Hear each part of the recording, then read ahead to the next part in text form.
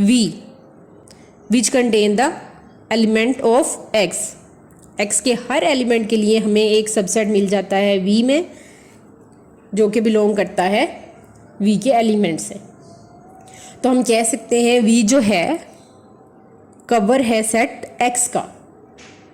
Now the question arise, is V is a open cover of the set X? The answer is no, because all the elements of V are not belongs to topology Ta. The element ABC in V, the element singleton B, the element singleton D, and the element BD are not the elements of topology Ta. The only element is AB.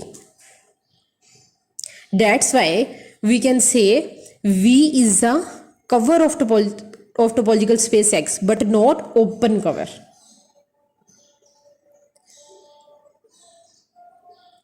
Now we check, is W is a cover or open cover? No, because W not contain X, or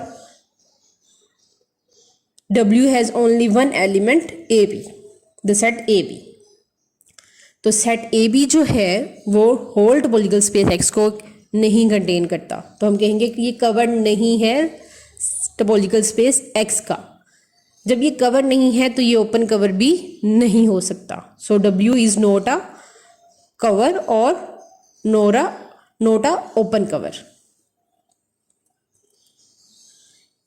if we take the collection U which contains the two elements AB and the element ACD, so we can say that U is a cover and also open cover of topological space X, because union of these elements contain whole topological space X, and these two elements also belongs to Ta. That's why we can say that U is a cover and also open cover of X. Let's take another example. Let X is equal to set of real numbers with usual topology, and we consider a subset open interval 0 1, another subset half open half closed interval 0 1 which is closed on 0. Then the following collection of subsets of R U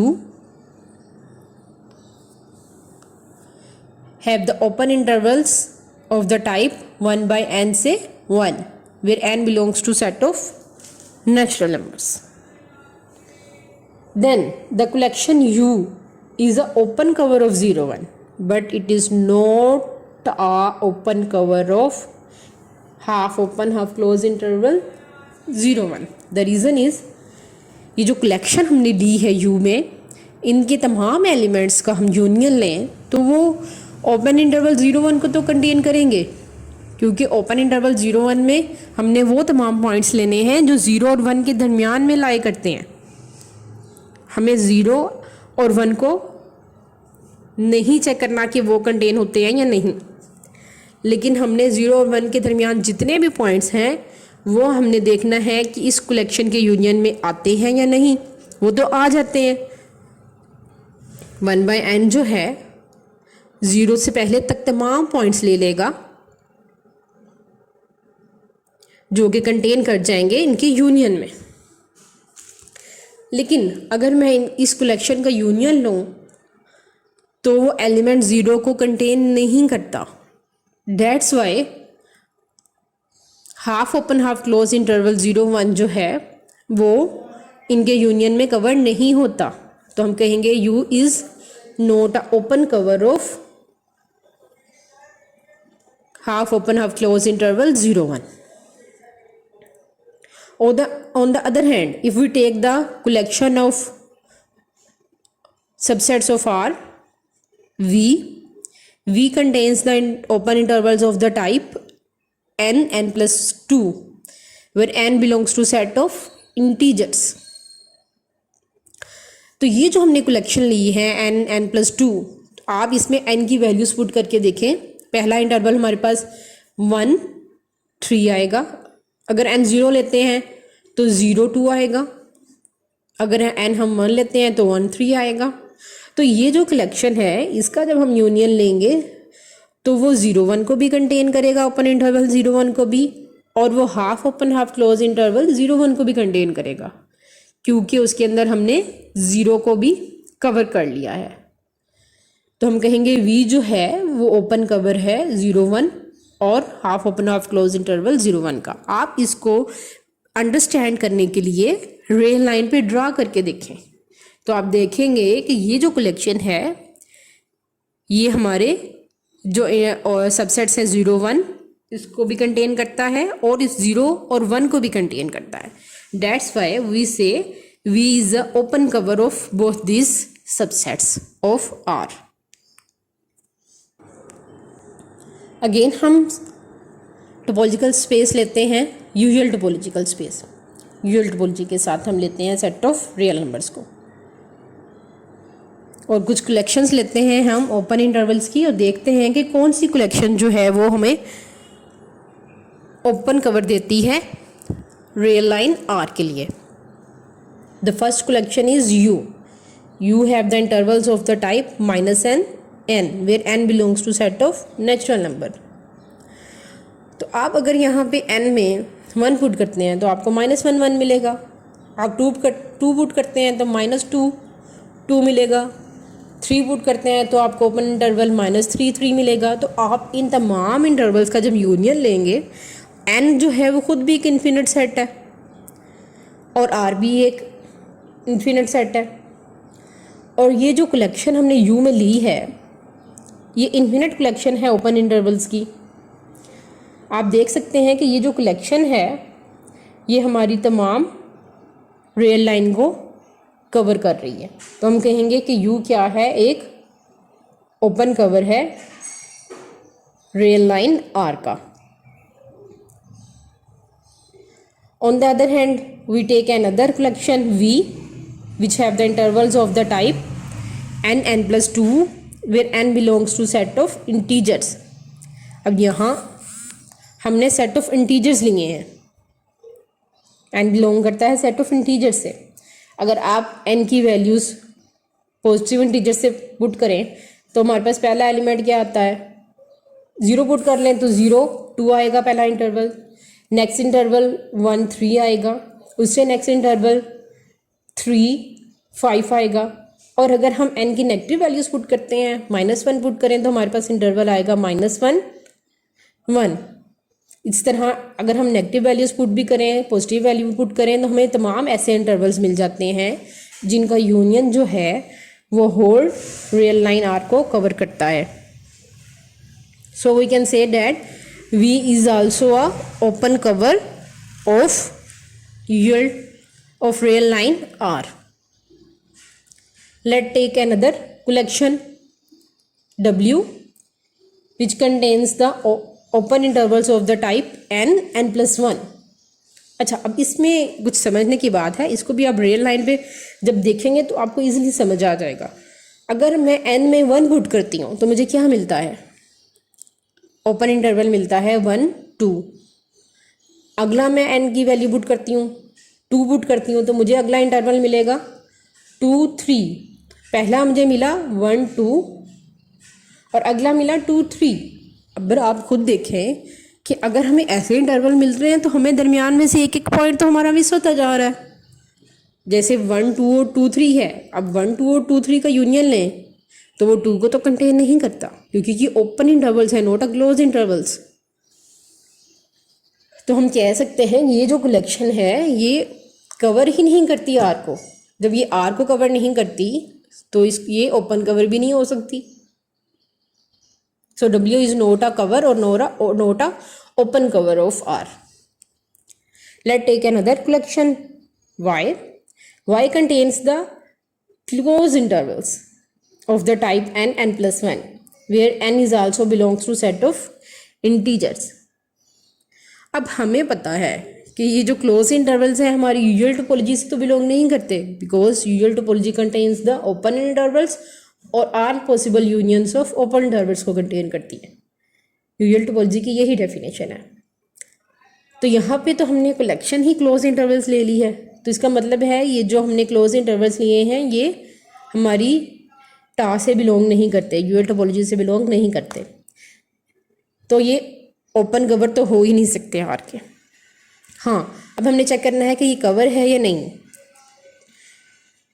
तो इसके अंदर हमारे पास intervals हैं किस type के, close interval 0-1, close interval 1-2, close interval 1-3।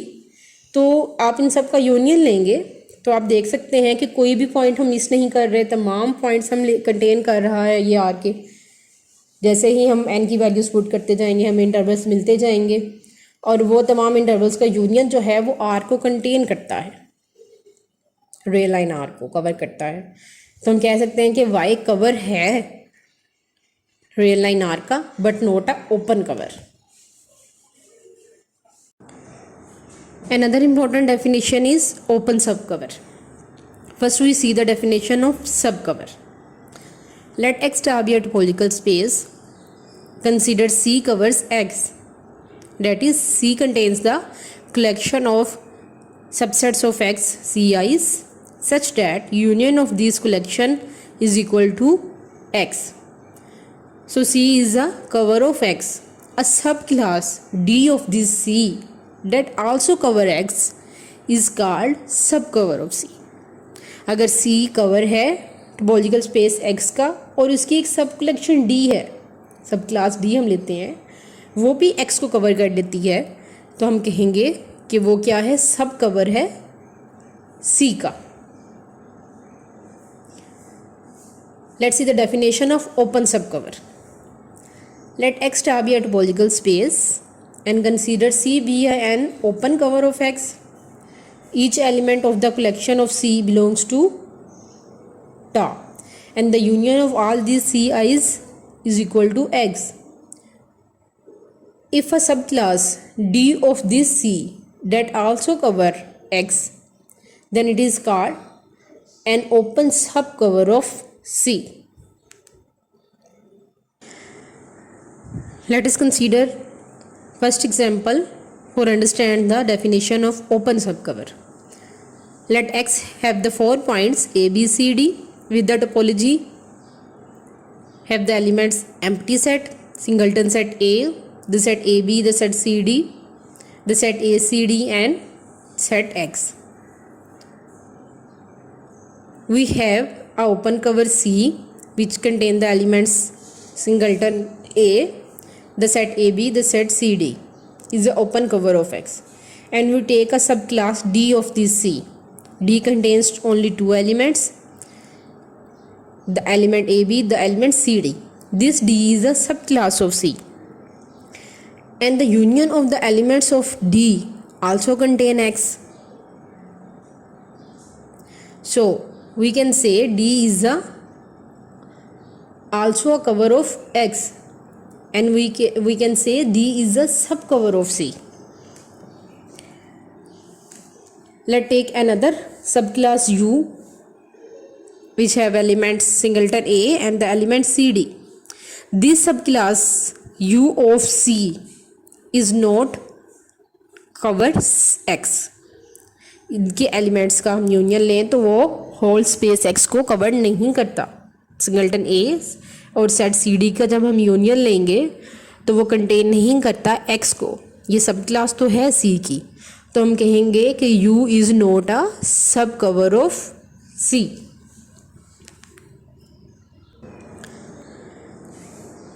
Example number 2.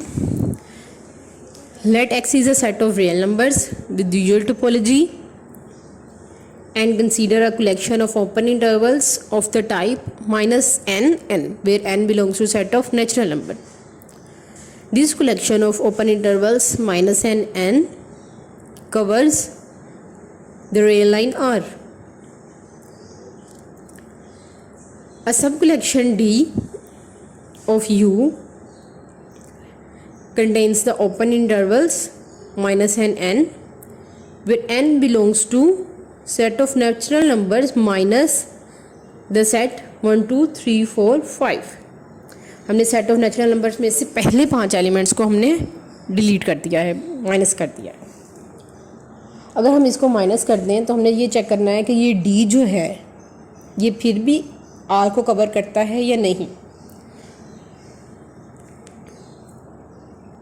If we delete first 5 elements from U, still we can say that by deleting these elements there is no effect on covering.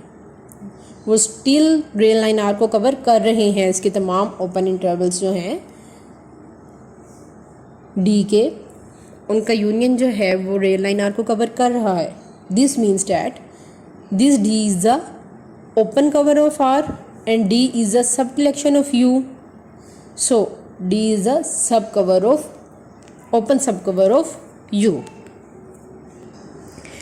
When we start to learn the countability properties of topological space, first we learn first countable space, then second countable space, the relationship between first countable and second countable spaces, and now we have to learn another important is Landlof space.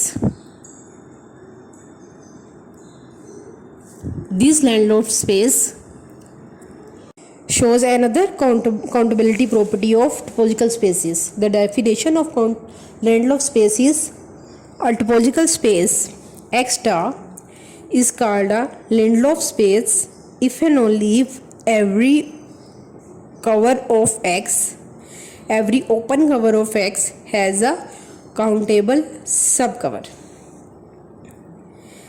तमाम जितने भी open cover किसी भी topological space x के exist करते हैं, उन तमाम ओपन कवर्स के लिए अगर हमारे पास काउंटेबल सब कवर भी एक्सिस्ट करते हैं तो हम कहेंगे कि ऐसी टोपोलॉजिकल स्पेस लिंडलॉफ स्पेस है। Let take some examples. Let X be a finite set with any topology, then it is Lindelof. अगर x खुद फाइनाइट है तो इसका मतलब है कि हमारे पास उसके तमाम जो ओपन कवर हैं वो भी फाइनाइट हैं, तो उनकी जो कलेक्शन होगी ओपन सब कवर्स की ऑब्वियस है कि वो भी फाइनाइट ही होगी। तो हम कह सकते हैं कि कोई भी टोपोलॉजिकल स्पेस जो फाइनाइट है किसी भी टोपोलॉजी के साथ तो वो एक लिंडलॉफ स्पेस है। A set x with indiscrete topology, then it is also Lindelof space.